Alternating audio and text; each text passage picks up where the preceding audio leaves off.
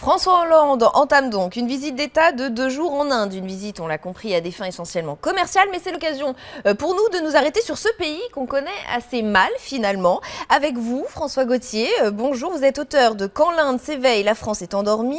Vous êtes écrivain, journaliste et vous avez été correspondant en Inde pendant plusieurs années, notamment pour Le Figaro. Vous dites que l'Inde est la prochaine grande puissance asiatique et que la France ne le voit pas venir. On est clairement à la traîne.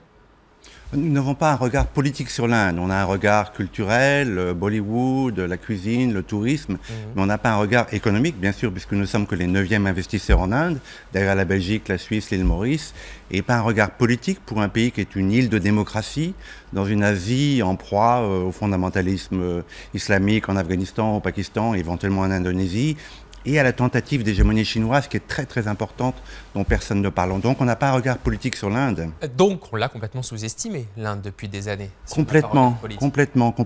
L'Inde, si vous faites une recherche sur les castes par exemple, il y a 1 200 000 touches sur Google. Sur les castes. Faites une recherche sur les milliardaires indiens, il y en a peut-être 50, 100, alors qu'il y a plus de milliardaires en Inde que chez nous. Oui. Alors comment on a fait pour rater l'arrivée de l'Inde dans la cour des grands? Est-ce qu'on est englué dans nos clichés? Absolument, absolument. Et moi, j'en incombe la faute plutôt aux spécialistes de l'Inde, qui sont les gens en France qui expliquent l'Inde lorsqu'il se passe des grandes catastrophes, des élections.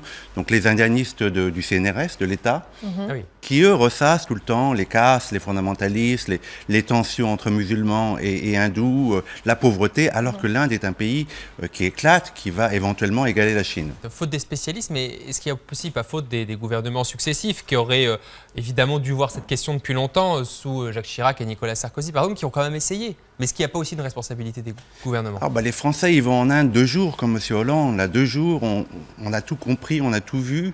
Et finalement, on n'a rien compris, puisque prenez Renault et Peugeot, ils ont foiré 2 fois. Manque de patience, manque d'humilité. Manque de connaissances aussi? Manque de connaissances, mais pourtant, tout le monde sait que les Indiens aiment les voitures chères, les grandes voitures. Renault donne la Logan, Peugeot donne la 309. Donc pareil pour les politiques, hein, M. Hollande. C'était pas des marchés adaptés à l'Inde? Pas du tout, mais il suffit de vivre en Inde pour le comprendre, 6 mois pour le comprendre. Vous êtes vraiment sévère avec la France, vous dites il faut arrêter de penser qu'on va les séduire en leur vendant une centrale nucléaire ou un Airbus par an. Bien sûr, là on vend quelques Airbus de temps en temps, là on espère vendre des Rafales, et puis ça va un petit peu la centrale nucléaire, alors que il y a tellement de problèmes nucléaires dans le monde, mais l'Inde c'est un marché énorme de voitures, de frigidaires, de tout. Mais donc, par exemple, concrètement aujourd'hui, il faut que la France fasse quoi pour essayer de rattraper son retard qu'elle a eu sur l'Inde? Les Français ont une meilleure cote en Inde que les Américains. Donc on aurait un avantage. On a un avantage, mais on ne l'utilise pas, Monsieur Hollande fait une visite précipitée, rapide, mal préparée, qui a l'air de vouloir vendre des avions de chasse alors qu'on vend aussi des armes au Pakistan. C'est une visite qui est à mauvais escient. Pourquoi vous dites qu'elle est mal préparée, cette visite? Est-ce que, par exemple, il y a quand même de la maladresse quand on prend avec soi sa compagne? On sait que l'Inde a un peu bousculé le protocole parce que, normalement, il réserve un accueil très spécial à l'épouse du chef de l'État. On sait que Valérie Trierweiler n'est pas vraiment son épouse, ils ne sont pas mariés. Est-ce qu'il y a de la maladresse de la France vis-à-vis de l'Inde? Non, c'est pas important. L'Inde, c'est le pays du Kama Sutra quand même. On oublie ça.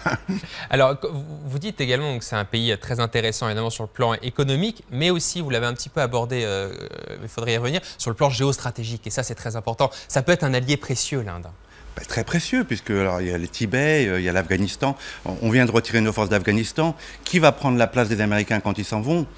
Le Pakistan va pousser les talibans. Nous, il faudrait qu'on soutienne l'Inde, parce que l'Inde aurait un rôle à jouer dans cette région. Très important. Les Américains, d'ailleurs, ont commencé à pousser l'Inde à investir en Afghanistan, éventuellement à entraîner les forces afghanes quand les Américains partiront. Mais nous, les Français, on n'y pense pas. Et c'est très dommage. Un manque de vision politique. Vous parliez des castes tout à l'heure, les Occidentaux sont complètement obsédés par cette idée de caste en Inde. Vous dites que c'est en train de changer dans le pays. Bien sûr, l'Inde veut dépasser les castes. Les jeunes en Inde, ils n'ont rien à faire des castes.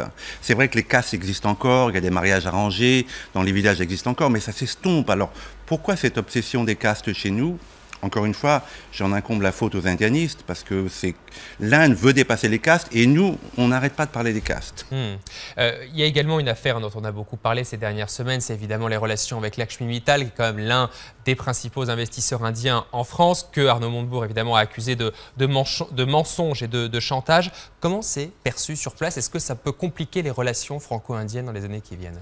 Mais en fait, Mittal n'est pas vraiment un Indien, il vit en Angleterre depuis très très longtemps, il a quitté l'Inde assez longtemps, donc jusqu'à récemment, les Indiens ne connaissaient pas Mittal, ils sont pas vraiment associés à Mittal. Il n'est pas considéré comme un Indien. Non, il n'y a pas un esprit de possession sur Mittal. Il se trouve qu'il est d'origine indienne et que, bon, il a investi en France, mais en Inde, Mittal n'est pas si connu que ça. Donc ça n'aurait pas beaucoup d'un... Il y a des grands hommes d'affaires bien plus connus que lui, Reliance, Tata, mais pas Mittal. Il a très peu investi en Inde, Mittal. D'accord. Très très peu. Vous avez vécu en Inde plusieurs années, on l'a dit. 43 ans. 43 ans. 43 ans, c'est plus que plusieurs années. Vous avez senti l'émulation sur place monter doucement? Vous avez senti cette puissance arriver à grands pas?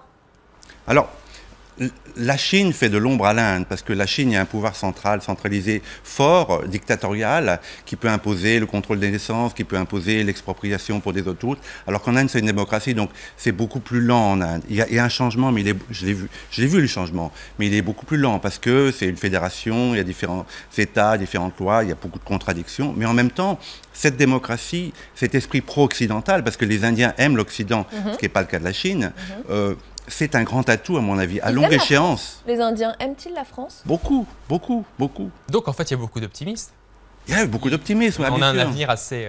On a une chance énorme en Inde, et c'est un marché énorme pour nous. Il faut qu'on le fasse. Alors réveillez-vous, c'est un petit peu ce que vous dites, François Gauthier, dans ce livre qui est donc sorti aux éditions du Rocher, Quand l'Inde s'éveille, la France est endormie. Et c'est un réquisitoire très intéressant, effectivement, pour peut-être mieux comprendre ce pays qu'on connaît finalement très mal. Assez mal. Merci beaucoup d'être venu nous en parler ce matin sur LCI.